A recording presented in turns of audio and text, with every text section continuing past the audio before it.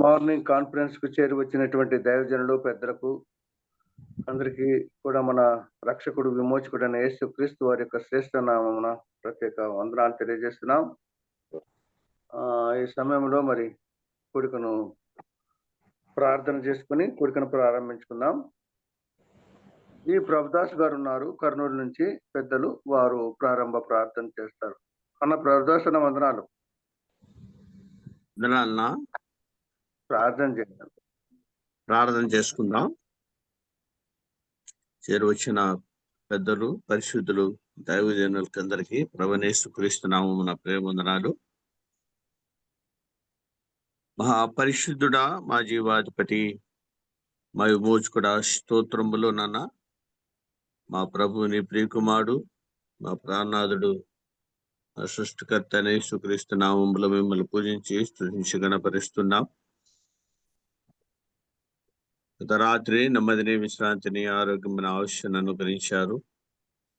మీ కృపలో భద్రపరిచి సజీవ లెక్కలు ఉంచి ఉదయకాల సమయంలో ఇలాగుని పిల్లలైన మేము జూమ్ యాప్ ద్వారా శరణలో చేరి, విశేషంగా మా మధ్య ఉన్న వృద్ధులు, పెద్దలు తండ్రి వెంకటరమణ గారి కొరకు ప్రార్థిస్తున్నాం. వాక్యం అందిస్తుండగా నీ దాసుని తండ్రి నీ ఆత్మతో నింపి అవసరమైన మాటలు మాకు అందించి తద్వారా మేము మేలు దిద్దుబాటు పురుకులుపుకొని నిన్ను మహిపరచడానికి కృప చూపమని వేడుకుంటున్నాం. ఆత్మీయంగా బలపడటానికి సహాయం మీద ఇచ్చింది. చేరువచ్చిన ప్రతి ఒక్కరిని బట్టి ఇతరుడు ప్రార్థిస్తున్నాం. రాలిన వారి కొరకు ప్రార్థిస్తున్నాం. మరొక స్థలంలో వారు హాజరవ్వటానికి కొరకు చూపండి. ధైర్యుడా ఇలాగూ తండ్రి మరి మీరు చేస్తున్న మేలన్నిటినీ జ్ఞాపకం చేసుకుని గనపరుస్తూ ముందున్న సమయాన్ని నిదాస్తములకు అప్పచెప్తున్నాం. పాటల ద్వారా, ప్రార్థన ద్వారా మళ్ళీ మీరు మహిపరుచుకోమని, జూములో ఎలాంటి డిస్టర్బెన్స్ లేకుండా మీరే సహాయం దయచేయమని తండ్రి, ఈ కూడికకు ఆది అంతమే మీరే ఉండి నడిపించి మిమ్మల్ని మీరు మహిపరుచుకోమని, చక్కటి సమయాన్ని అనుగ్రహించమని మా విమోచకుడు యేసుక్రీస్తు నామమున ప్రార్థించి వేడుకుంటున్నాం మా పరమ తండ్రి. ఆమేన్. ఆమేన్. వందనాలనా చేసినటువంటి ప్రభుదాస్ అన్న గారికి ప్రత్యేక వందనాలు తెలియజేస్తున్నాం. మరి మార్నింగ్ కాన్ఫరెన్స్ లో నియమితులైనటువంటి పాటకు పాస్టర్ల పాల్ గారు ఉన్నారు. వారు పాట పాడి వినిపిస్తారు. మనమందరం ఆనందిద్దాం. వందనాలన్న పాలన్న పాట పాడండి అన్న. ఓకే, అందరికి వందనాలు. చేసిన వాళ్ళందరికీ వందనాలు తెలియజేస్తున్నాం.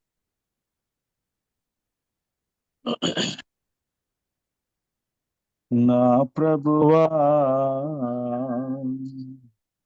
నా దేవా, నాకై ప్రాణమిచ్చినావయ్యా.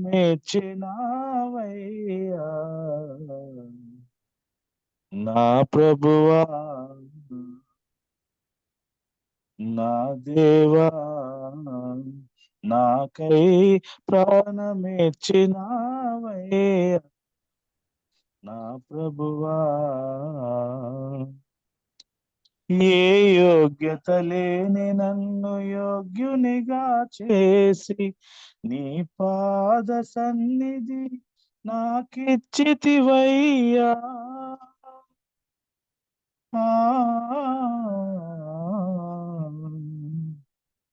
ఏ యోగ్యత లేని నన్ను యోగ్యునిగా చేసి నీ పాద సన్నిధి నాకిచ్చితివయ్యా. అదే నాకు భాగ్యము, అదే నాకు దీవెనా. అదే నాకు భాగ్యము, అదే నాకు దీవెనా. నీ దీవెన నాకుండగా నాకేమి లోటయ్యా. నీ దీవెన నాకుండగా నాకేమి లోటయ్యా. నా ప్రభువా, నా దేవా, నాకై ప్రాణమిచ్చినావయ్యా. నా ప్రభువా, పాపమనే ఊబిలో పడి ఉన్నా నన్ను నీ సిలువ రక్తముతో నన్ను కడిగితివయ్యా.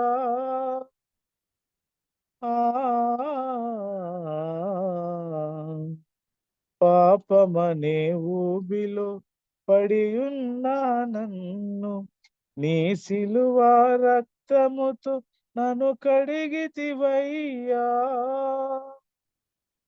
అదే నాకు భాగ్యము, అదే నాకు దీవెనా, అదే నాకు భాగ్యము, అదే నాకు దీవెనా. నీ దీవెన నాకుండగ నాకేమి లోటయ్య, నీ దీవెన నాకుండగ నాకేమి లోటయ్య. నా ప్రభువా నా దేవా నాకై ప్రాణమిచ్చినావయ్యా. నా ప్రభువా శత్రువులమైన మమ్ము మిత్రులుగా చేసి పరలోక రాజ్యములో మాకు స్థానమిచ్చావు.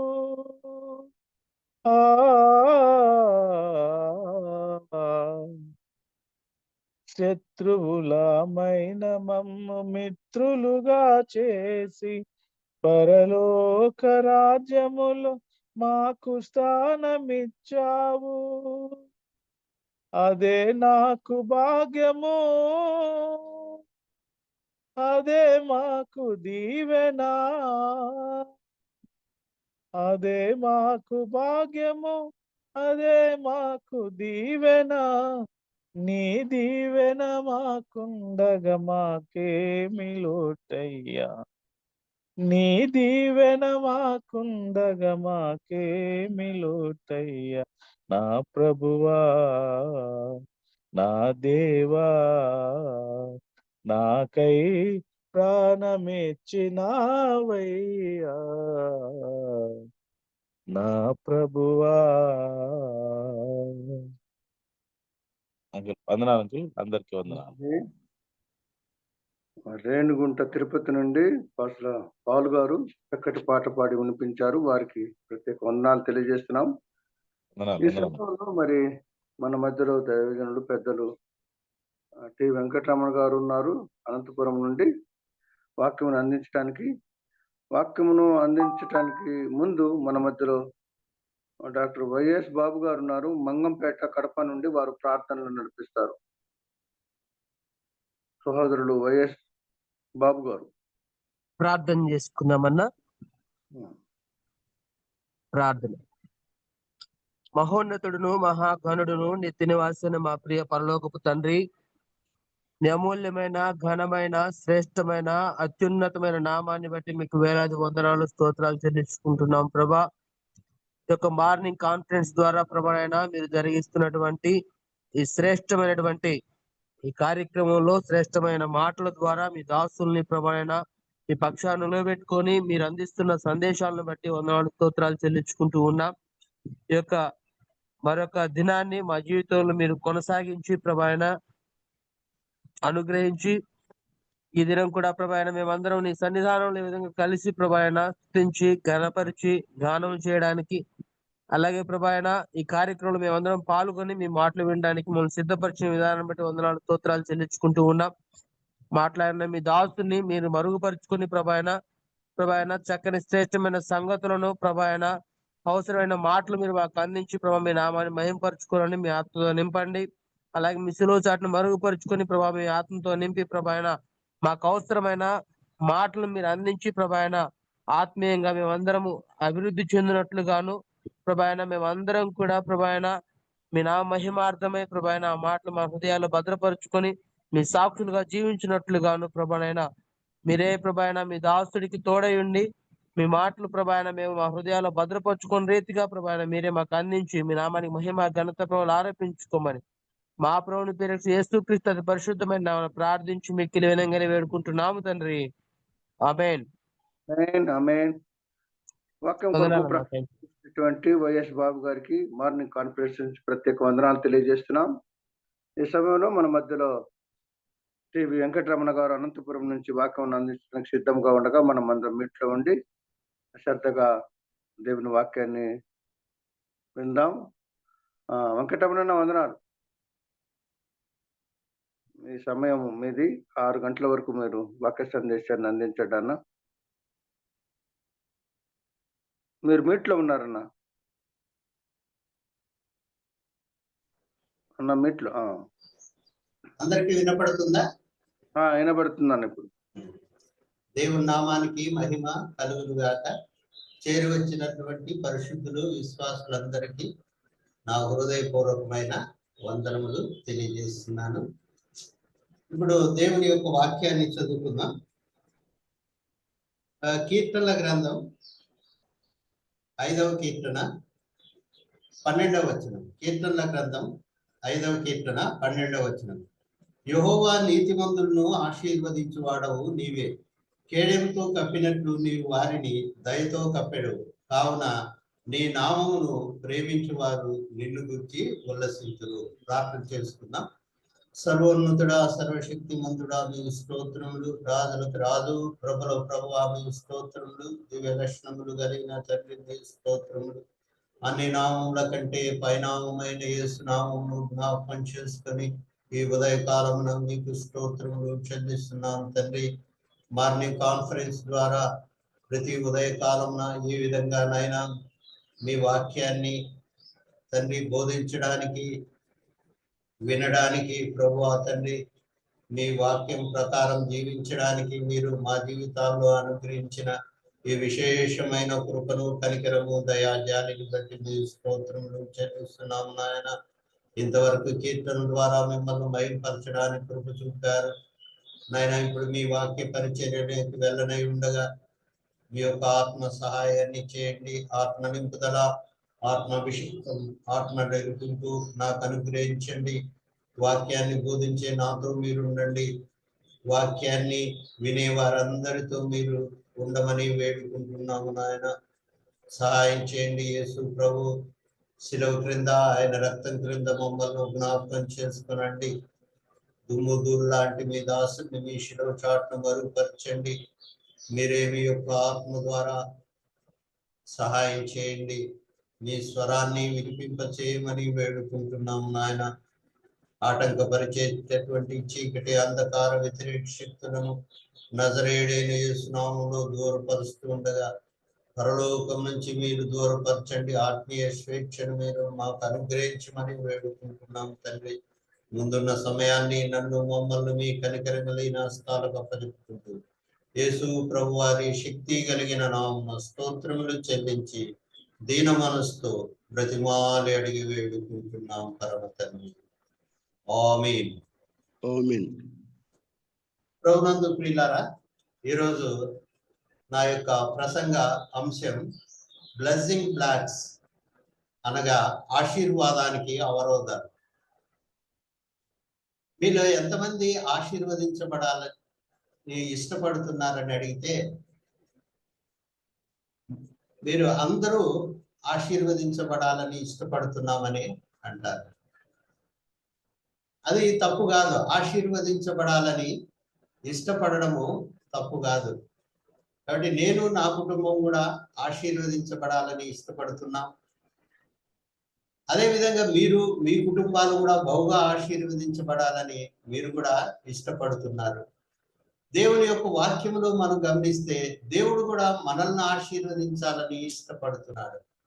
కీర్తనల గ్రంథం 5వ అధ్యాయం 12వ వచనంలో మనం చదువుకున్నాం, యెహోవా నీతిమంతులను ఆశీర్వదించువాడవు నీవే. ఆయన దేవుడు ఆశీర్వదిస్తాడు.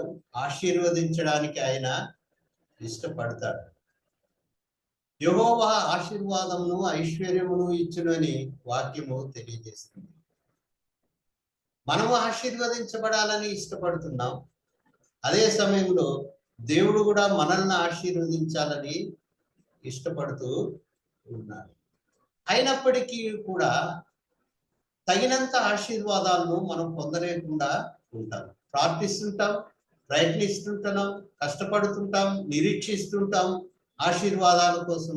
అయినా ఆశీర్వాదాలను తగినంతగా మనము పొందలేకుంటుంటాం. ఇతరులు బాగా ఆశీర్వదించబడుతున్నారు, అయితే నేను ఆశీర్వదించబడలేకుండా ఉన్నాను. కారణం ఏమిటి అని అప్పుడప్పుడు మనము ఆలోచిస్తూ ఉంటాం. అంటే మన ఆశీర్వాదాలను, మనకు రావాల్సిన ఆశీర్వాదాలను ఏదో ఒక విధంగా అవి అంటే రాకుండా అయిపోతున్నాయి. అంటే కొన్ని కారణాలు ఉన్నాయి. అంటే ఏవి ఆశీర్వాదాలను అడ్డుకుంటున్నాయో ఆ కారణాలను ఈరోజు మీ ముందు ఉంచాలని దేవుని యొక్క ప్రేమను బట్టి మనవి చేస్తున్నాను. ఆ ఏవైతే ఆశీర్వాదాలను అడ్డుకుంటున్నాయో వాటిని గన మనం తెలుసుకుంటే మన జీవితాలను సరి చేసుకుని దేవుని యొక్క ప్రేమను బట్టి మనము ఆశీర్వాదాలు పొందవచ్చు. వాటిని మనం జ్ఞాపకం చేసుకున్నాం. లూకాసు వార్త 10వ అధ్యాయంలో ఓ వాక్యాన్ని చూస్తాం. లూకాసు వార్త 10వ అధ్యాయం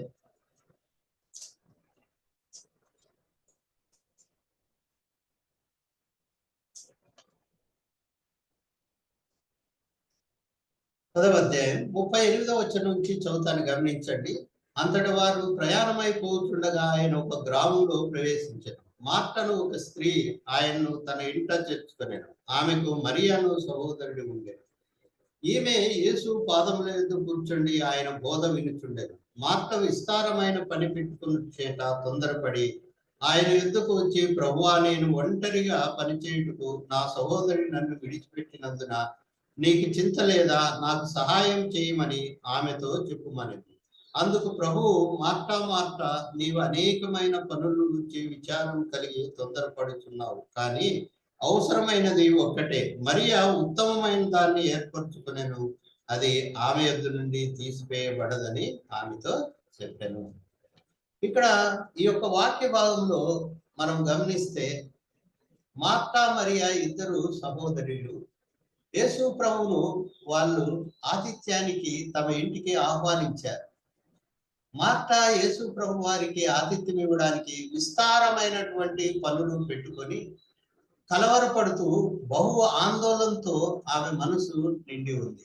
అయితే మరియ వచ్చి యేసు ప్రభు యొక్క పాదముల యొద్ద కూర్చొని ఆయన బోధించేటటువంటి వాక్యాన్ని వింటూ, ఆయన ఆరాధిస్తూ, ఆయనకు నొక్కుతూ, ఆయనతో సహవాసం చేస్తుంది. మార్తా అంటుంది, ప్రభువా, నాకు సహాయం చేయమని మరియకు నీవు చెప్పమని అడుగుతుంది. అయితే యేసు ప్రభు అన్నాడు, మరియ ఉత్తమమైన దాన్ని ఏర్పరచుకున్నది అని అన్నాడు. మరి అయితే ఉత్తమమైన దాన్ని ఏర్పరచుకునింది, అయితే మార్త ఉత్తమమైన దాన్ని ఏర్పరచుకోలేదు. మార్త యేసు ప్రభుని ఇంటిలోకి ఆహ్వానించింది, కానీ తన హృదయంలోకి ఆహ్వానించలేదు. తన మనసులో ఆమెకు చోటు లేదు.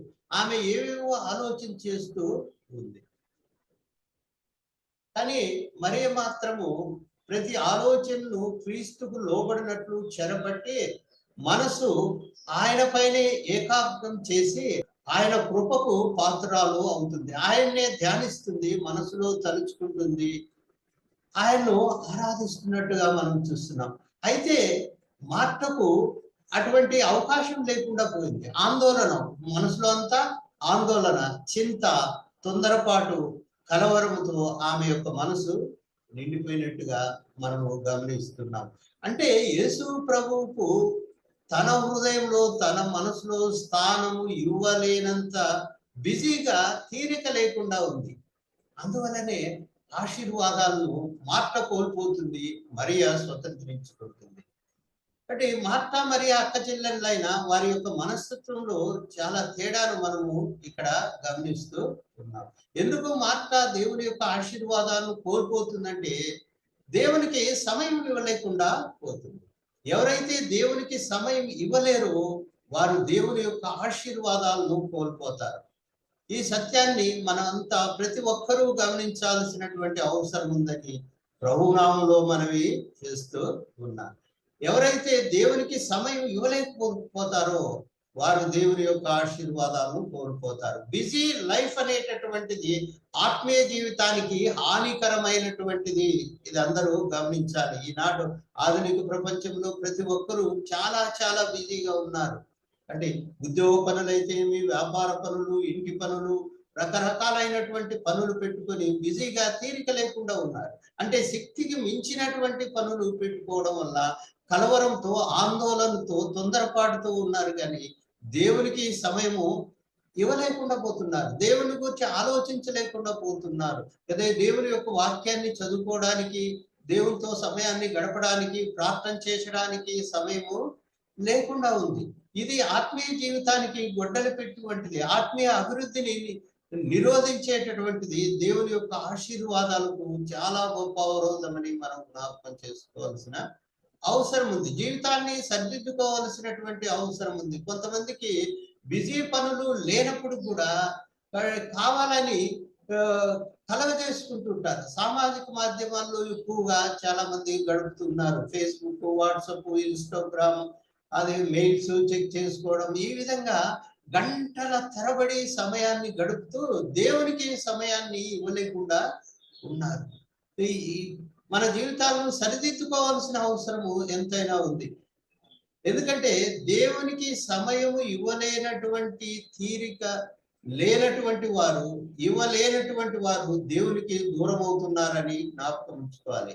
ఎవరైతే దేవునికి దూరం అవుతున్నారో వారు సైతానుకు దగ్గర అవుతున్నారు, కష్టాలకు దగ్గర అవుతున్నారు, సమస్యలకు దగ్గర అవుతున్నారు, వ్యాధులకు దగ్గర అవుతున్నారు, విపత్కర పరిస్థితులకు దగ్గర అవుతున్నారు, ఆశీర్వాదాలకు దూరం అవుతున్నారని గ్రహించవలసినటువంటి అవసరం ఎంతైనా ఉంది.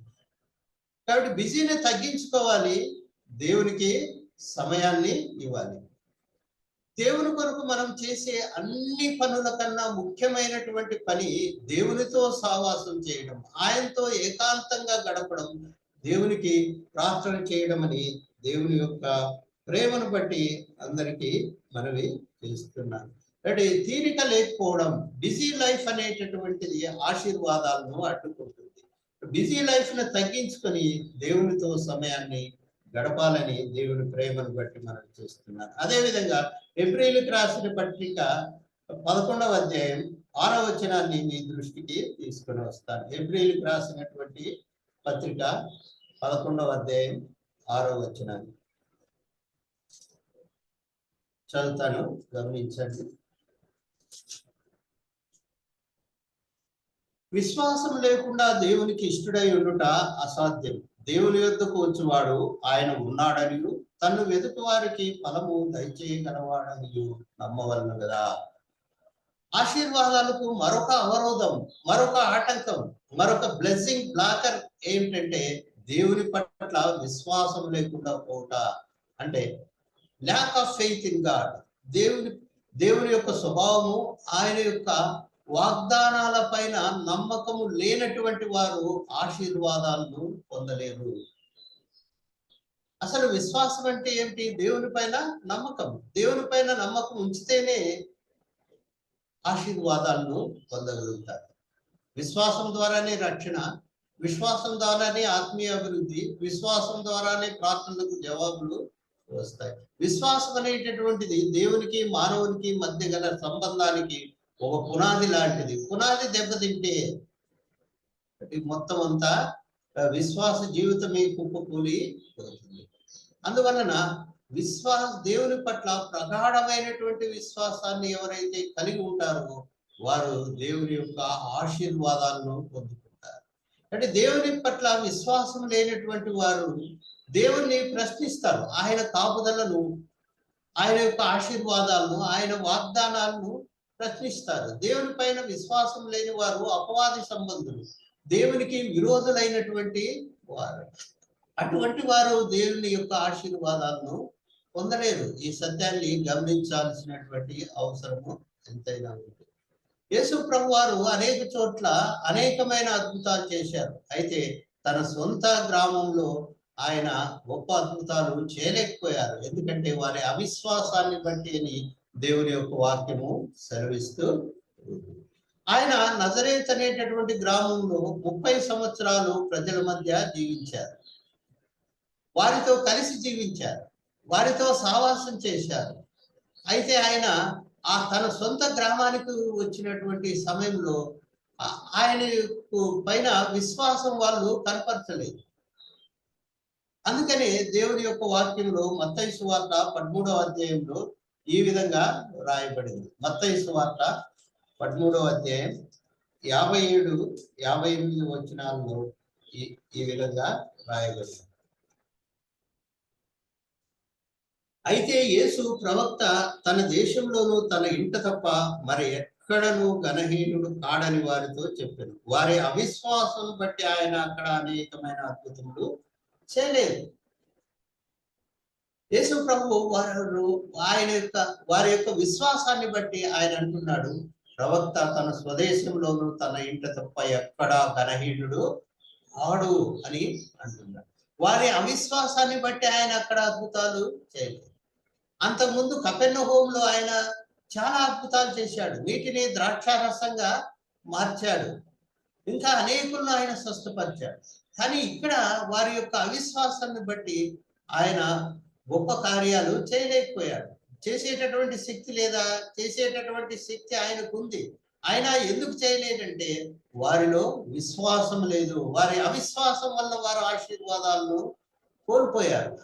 వారి అవిశ్వాసం వలన వారి జీవితాల్లో దేవుడు చేయదలిసినటువంటి గొప్ప కార్యాలను వారు కోల్పోయారు. ఎవరైతే అవిశ్వాసంతో జీవిస్తుంటారో వారే తమ ఆశీర్వాదాలకు ఆటంకాలుగా ఉన్నారు. వారి అవిశ్వాసమే వారిపైకి దేవుని దీవెనలు రాకుండా అడ్డుకుంటుంది అని మనం జ్ఞాపకం చేసుకుంటున్నాం.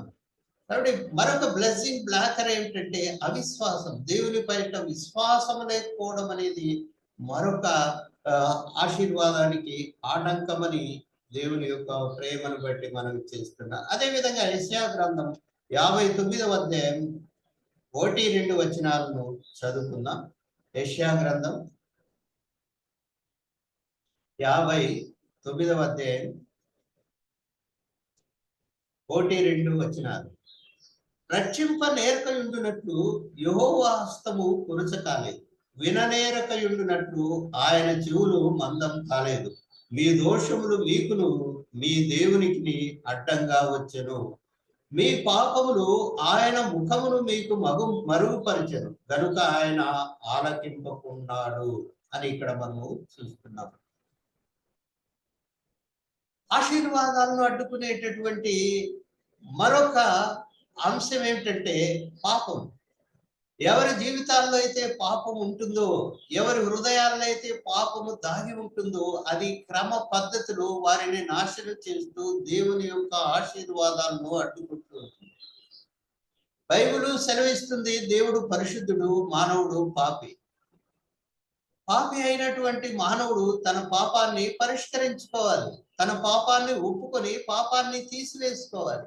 పాపం ఎప్పుడైతే తీసివేయబడుతుందో, పాపము ఎప్పుడైతే క్షమించబడుతుందో అప్పుడు దేవుని ఆ యొక్క ఆశీర్వాదాలకు ద్వారం అనేటటువంటిది తెరవబడుతుంది. ఈ సత్యాన్ని ప్రతి ఒక్కరూ గమనించాల్సినటువంటి అవసరం ఉంది. ఇతరులు ఆశీర్వదించబడుతున్నారు, నేను నా కుటుంబం ఆశీర్వదించబడలేదు, మేము అనుకున్నంతగా దేవుని దీవెనను మేము పొందలేదు అని మీరు అనుకుంటుండొచ్చు. అయితే మీరు జీవితాల్లో ఉండేటటువంటి పాపాన్ని మీరు గ్రహించారా? పాపాన్ని ఒప్పుకున్నారా? మీ యొక్క పాపములు క్షమించబడి ఉన్నవా? పాపములు తీసివేయబడి ఉన్నవా? ఈ సత్యాన్ని జ్ఞాపకం చేసుకోవాల్సిన అవసరము ఎంతైనా ఉంది. మన పాపములను మనం ఒప్పుకునే ఎడల ఆయన నమ్మదగిన వాడును నీతిమంతుడు కనుక ఆయన మనల్ని క్షమించి సమస్త దుర్నీతి నుంచి మనల్ని పవిత్రులుగా చేయనని యోహాను రాసిన మొదటి పత్రిక 1వ అధ్యాయం 9వ వచనంలో రాయబడి ఉంది. ప్రియమైన సహోదర సహోదరి, ఆలోచించండి. నీపైకి దీవెనలు రాకుండా ఉన్నాయంటే, నీవు ఆశీర్వాదాలు పొందలేకుండా ఉన్నావంటే పాపము నీ హృదయంలో దాగి ఉందేమో. పాపాన్ని తీసుకువేసుకోవాల్సినటువంటి అవసరం ఎంతైనా ఉంది. పాపములు క్షమించుటకు మనుష్య కుమారుడికి భూమి మీద అధికారం కలదని ప్రభువైన యేసుక్రీస్తు వారు సెలవిచ్చారు. ప్రభువైన యేసుక్రీస్తు మాత్రమే పాపములను క్షమించగలరు, పాపములను తీసివేయగలరు. దేవునికి నీకు మధ్య అడ్డుగోడ అనేటటువంటిది ఉంది. ఆ అడ్డుగోడ అనేది పాపము. ఆ పాపం అనేటటువంటి అడ్డుగోడ తొలగించబడితేనే దేవుని యొక్క ఆశీర్వాదాలు నీ మీదకి వస్తాయి. పాపాన్ని తొలగించుకో, దేవుని యొక్క ఆశీర్వాదాలను స్వతంత్రించుకో. దేవుని యొక్క ప్రేమను బట్టి మనం చేస్తున్నాం. దేవుని యొక్క వాక్యంలో వ్రాయబడింది,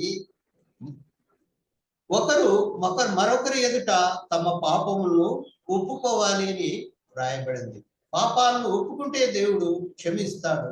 కాబట్టి యేసు రక్తం ప్రతి పాపము నుండి మానవులను కడిగి పవిత్రులుగా చేయును. యేసు రక్తాన్ని నీవు ఆశ్రయించావా? యేసు ప్రభువును ఆశ్రయించావా? ఆయన ఎదుట నీ పాపములను ఒప్పుకున్నావా? ఆలోచించాల్సినటువంటి అవసరం ఉంది. నీకు ఆశీర్వాదాలు రాలేదు అంటే పాపము అడ్డుకుంటుంది. పాపము ఒక అవరోధమని గ్రహించాలి. పాపాన్ని తీసివేసుకోవాలని దేవుని యొక్క ప్రేమను బట్టి మనం చేస్తున్నాం. అదే విధంగా మరొక అవరోధాన్ని గమనిస్తాం. మత్తయి సువార్త 6వ అధ్యాయం 14వ వచనాన్ని చూస్తాం. మత్తయి సువార్త 6వ అధ్యాయం, మత్తయి సువార్తలో 6వ అధ్యాయం 14-15 వచనాలను మీ దృష్టికి తెస్తాను. మనుషుల అపరాధములను మీరు క్షమించిన యెడల మీ పరలోకపు తండ్రియు మీ అపరాధములను క్షమించు. మీరు మనుషుల అపరాధములను క్షమించకపోయిన యెడల మీ తండ్రియు మీ యొక్క అపరాధములను క్షమించడు. వాక్యము స్పష్టంగా తెలియజేస్తుంది. మరొక బ్లెస్సింగ్ బ్లాకర్, మరొక ఆశీర్వాదాలకు అవరోధం, ఆటంకం ఏమిటంటే క్షమించలేకపోవుట. ప్రభు అయిన యేసుక్రీస్తు వారు చాలా స్పష్టంగా తెలియజేశారు. దేవుని యొక్క వాక్యం చాలా స్పష్టంగా మనకు తెలియజేస్తూ ఉంది. క్షమించలేకపోవుట ఆశీర్వాదాలను అడ్డుకుంటూ ఉంది. ఎవరైతే ఇతరులను క్షమించలేరో వారి హృదయాలు పగతో, కక్షతో, ద్వేషంతో నింపబడి ఉంటాయి. ఎవరి హృదయాలైతే పగతో, కక్షతో, ద్వేషాలతో నింపబడి ఉంటాయో వారు దేవుని యొక్క ఆశీర్వాదాలను పొందలేరు. ఎందుకంటే వారి హృదయంలో ఉండేటటువంటి ఆ పగ, ఆ ద్వేషము, ఆ కక్షలే యొక్క ఆశీర్వాదాలను అడ్డుకుంటూ ఉంటాయి. దేవుడు ప్రేమ, కనికరము, దయాజాలి కలిగిన వాడు. ఆయన క్షమాగుణం కలిగినటువంటి వాడు. క్షమించలేకపోవుట అనేటటువంటిది, పగ, ప్రతీకారమైనటువంటిది దేవుని యొక్క స్వభావానికి, ఆయన గుణ లక్షణాలకు పూర్తిగా వ్యతిరేకమైనటువంటిది. అందువలనే ఆశీర్వాదాలు అనేటటువంటి నీ మీదికి రాలేదేమో గమనించాల్సినటువంటి అవసరము ఉంది.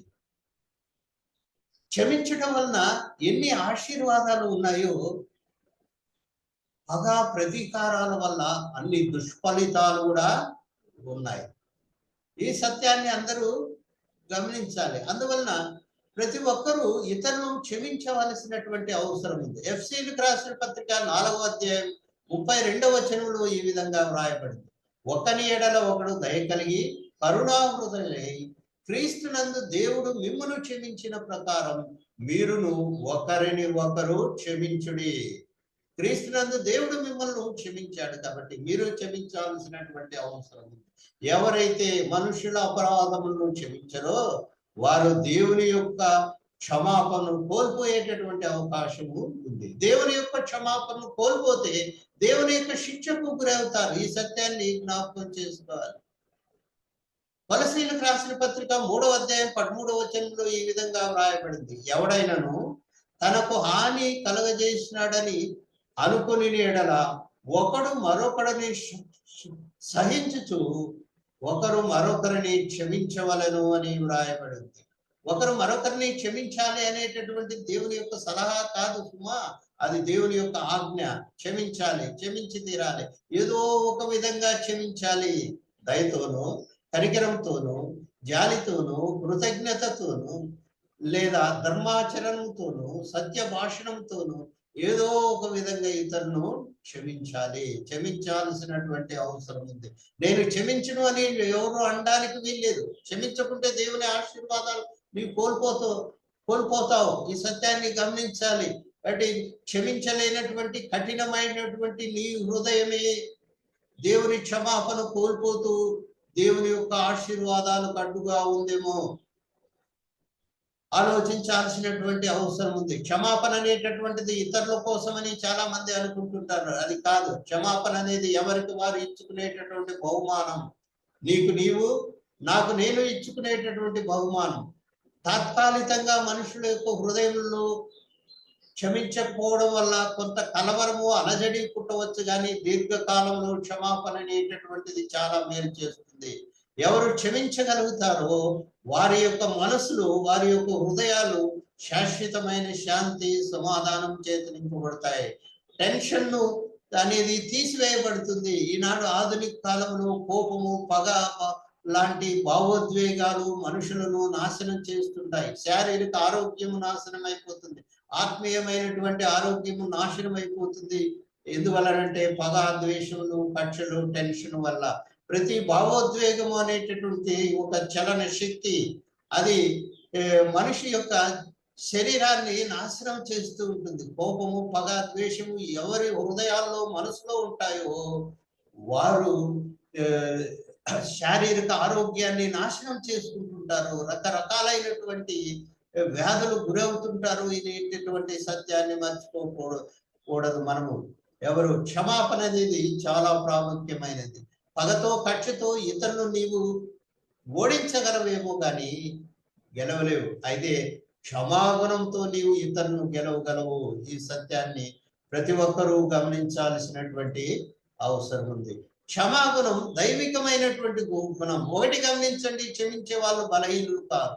చాలా సమయాల్లో మనం అనుకుంటుంటాం క్షమించే వాళ్ళు బలహీనులు అని అనుకుంటాం, కానీ క్షమించే వాళ్ళు బలహీనులు కాదు.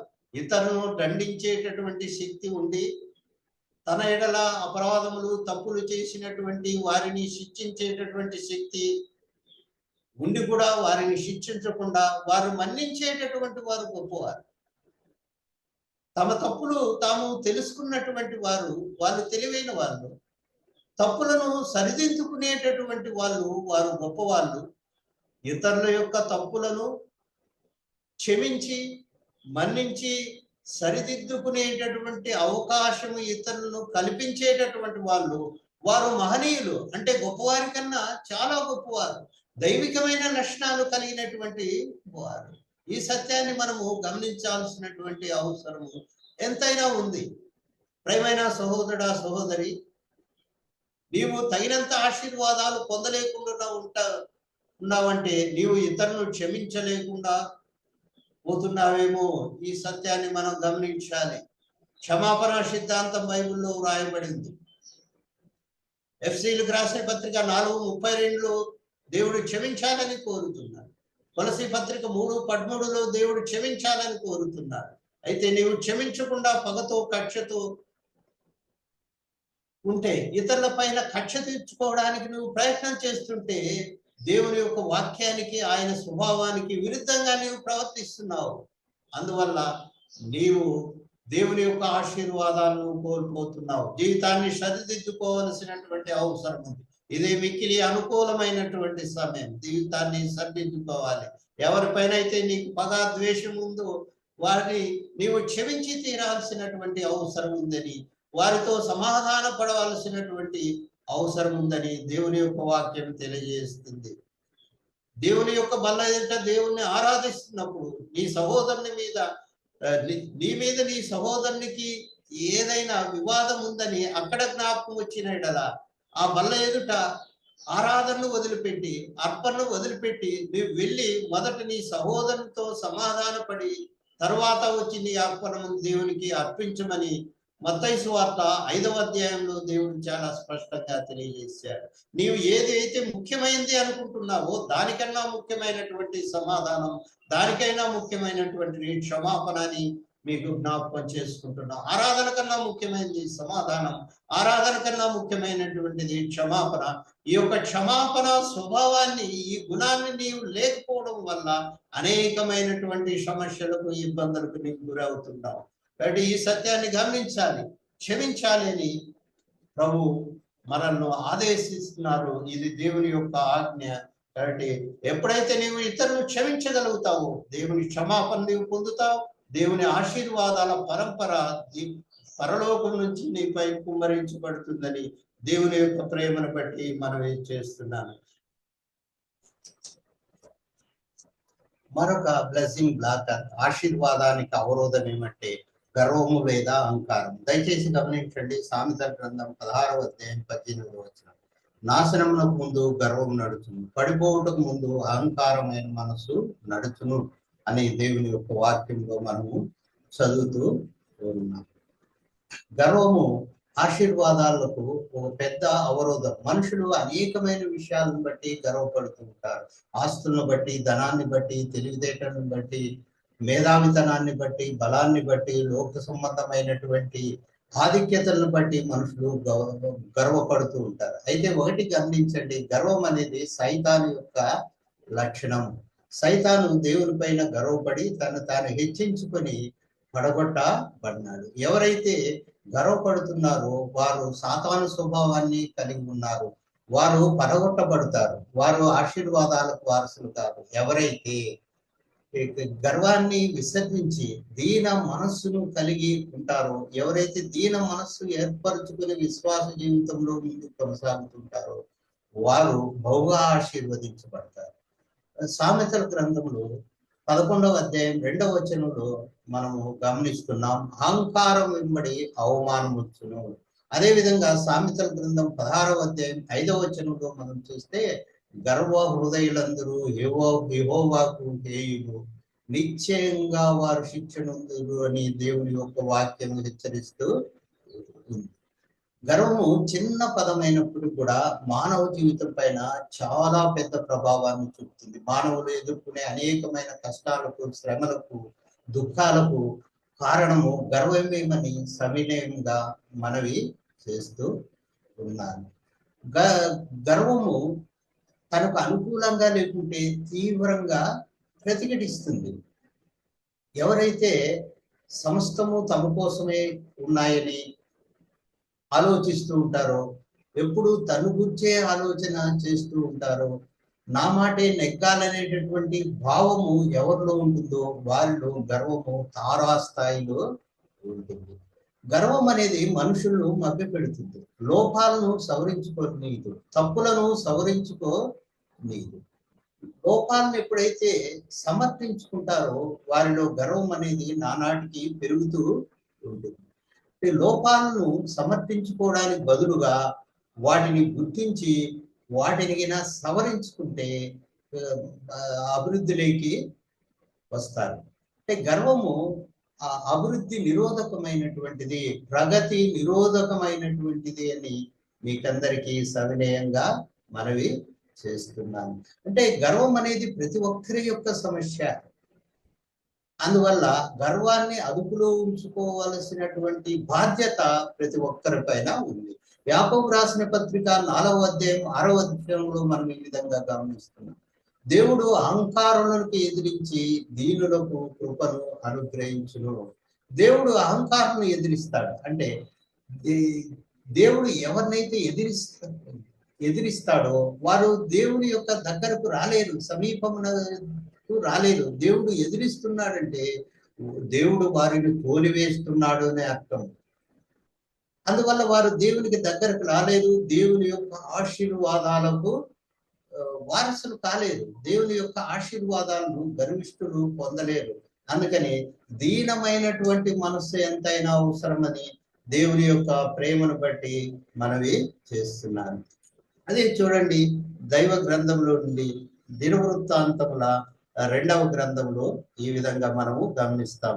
దినవృత్తాంతముల 2వ గ్రంథం 7వ అధ్యాయం 14వ వచనంలో మనము ఈ విధంగా గమనిస్తాం. దినవృత్తాంతముల 2వ గ్రంథం 7వ అధ్యాయం 14వ వచనం, నా పేరు పెట్టబడిన నా జనులు తమ్మును తాము తగ్గించుకొని ప్రార్థన చేసి నన్ను వెదకిని తన చెడు మార్గములను విడిచిన ఎడల ఆకాశం నుండి నేను వారి ప్రార్థనను విని వారి పాపమును క్షమించి వారి దేశమును స్వస్థపరచుదును అన్నారు. ఈ యొక్క వాక్య భాగంలో మనం చూస్తే ఎవరైతే తాము తగ్గించుకొని దీన మనస్సు ఎవరైతే కలిగి ఉంటారో వారి ప్రార్థనను దేవుడు అంగీకరిస్తాడు, వారిని బహుగా ఆశీర్వదిస్తాడని దేవుని ప్రేమను బట్టి మనం చేస్తున్నాం. మరొక బ్లెస్సింగ్ బ్లాకర్ను గమనిస్తాం. లూకా సువార్త 6వ అధ్యాయం 38వ వచనంలో రాయబడింది. ఏమంటే, ఈయుడి అప్పుడు మీకు ఇయ్యబడును, ఈయుడి అప్పుడు మీకు ఇయ్యబడును. అంటే దాతృత్వం అనేటటువంటిది ఆశీర్వాదాలకు ద్వారం తెరుస్తుంది. దానికి భిన్నంగా పిసినితనం అనేటటువంటిది ఆశీర్వాదాలకు ద్వారాన్ని మూసివేస్తుంది. ఈవిడి మీకు ఇవ్వబడును అంటే దేన్నైతే మీరు పొందుకోవాలని ఇష్టపడుతున్నారో దానిని ఇవ్వవలసినటువంటి అవసరం ఉందని దేవుడు మనకు జ్ఞాపకం చేస్తున్నాడు. నీవు ప్రేమను పొందుకోవాలని ఇష్టపడుతున్నావా? ప్రేమను నీవు ఇవ్వాలి. గౌరవాన్ని పొందుకోవాలని నువ్వు ఇష్టపడుతున్నావా? గౌరవాన్ని నీవు ఇవ్వాల్సినటువంటి అవసరము ఉంది. దేన్ని పొందుకోవాలంటే దాన్ని ఇవ్వాలి. ధనాన్ని నీవు పొందుకోవాలంటే ధనాన్ని ఇవ్వవలసినటువంటి అవసరము ఉంది. జక్కయ్య గారు తనకున్న దాంట్లో 4 ఇంతలుగా ఇవ్వడము జరిగింది. అదే విధంగా పేద విధురాలు తన జీవనం అంతా దేవునికి కానుకగా సమర్పణ చేసుకోవడం జరిగింది. సారేపతు విధవరాలు ఒక అప్పమును మొట్టమొదట తయారు చేసి ఏలియాకి ఇవ్వడం వల్ల సమృద్ధిని అనుభవించింది. ఈ యొక్క ఉదాహరణలు బట్టి మనం తెలుసుకునేది ఏమిటంటే దేవునికి ఇస్తే దేవుడు మనకు ఇస్తాడు. దాతృత్వం అనేటటువంటిది ఆశీర్వాదాలకు ద్వారం తెలుస్తుందని జ్ఞాపకం చేస్తున్నాను. కొరింథీయులకు రాసిన మొదటి పత్రిక 16వ అధ్యాయం 1-2 వచనాల్లో మనం గమనిస్తాం. మీరు వర్ధిల్లిన కొలది దేవునికి ఇవ్వాలని అక్కడ రాయబడింది. వర్ధిల్లిన కొలది అంటే దేవుడు మనకు కృప అనుగ్రహించిన కొలది, దేవుడు మనకు సహాయం చేసిన కొలది, దేవుడు మనకి ఇచ్చిన కొలది దేవునికి ఇవ్వాలి. అంటే దామాషా పద్ధతిలో ఇవ్వాలి, ప్రపోర్షనేట్ గా ఇవ్వాలి. దశంభాగం కాదు. దశంభాగం అనేది పాత నిబంధన కాలంలో ఒక నిబంధన అయితే, కొత్త నిబంధన కాలంలో దశంభాగం అనేటటువంటి నిబంధన లేదు. దశంభాగం కంటే ఎక్కువ ఇవ్వాల్సినటువంటి అవసరము ఉంది. వర్ధిల్లిన ప్రకారం ఇవ్వాలి. అదే విధంగా కొరింథీయులకు రాసిన 2వ పత్రిక 9వ అధ్యాయం 6వ వచనంలో మనం చూస్తాం. కొంచెంగా విత్తువాడు కొంచెంగానే పండుపోయిను, సమృద్ధిగా విత్తువాడు సమృద్ధిగా పండుపోయిను. అంటే కొంచెంగా విత్తువాడు అంటే కొంచెముగా దేవునికి ఇచ్చేటటువంటి వాడు పొందేకునేది కూడా కొంచెంగానే ఉంటుంది. సమృద్ధిగా విత్తువాడంటే సమృద్ధిగా దేవునికి ఇస్తే దేవుడు కూడా సమృద్ధిగా ఇస్తాడని మీకు అందరికీ మనవి చేస్తూ ఉన్నాను. మలాకీ గ్రంథంలో 3వ అధ్యాయంలో మనం గమనిస్తాం. దేవుడు అన్నాడు, నా వైపు తిరుగుడి, నేను మీ వైపు తిరుగుదును అన్నాడు.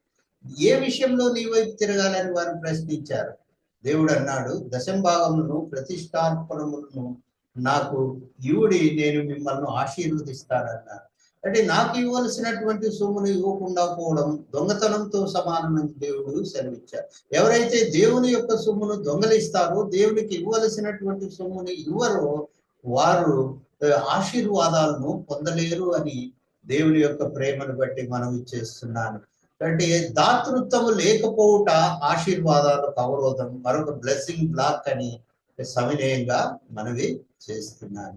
ఈరోజు మనము ఆశీర్వాదాలకు అవరోధాలను గురించి చర్చించాము. ఆశీర్వాదాలకు కొన్ని అవరోధాలు ఉన్నాయి. వీటిని కనుక మనం తొలగించుకుంటే ఎంతో ఆశీర్వదించబడుతున్నాం. మనం ప్రార్థిస్తున్నాం, ప్రయత్నిస్తున్నాం, కష్టపడుతున్నాం, నిరీక్షిస్తున్నాం, ఆశీర్వాదాలను పొందాలని ఎంతగానో ఇష్టపడుతున్నాం. అయినప్పటికీ ఆశీర్వాదాలు పొందలేకపోతున్నామంటే ఏవో కొన్ని మనకు రావాల్సినటువంటి ఆశీర్వాదాలను అడ్డుకుంటున్నాయి. కొన్ని కారణాలు ఉన్నాయి. అవేంటో ఈరోజు మనము సవివరంగా జ్ఞాపకం చేసుకున్నాం. మరొకసారి మీకు జ్ఞాపకం చేయాలని ఇష్టపడుతున్నాను. దేవునికి సమయం ఇవ్వలేనటువంటి వారు ఆశీర్వాదాలను పోగొట్టుకుంటారు.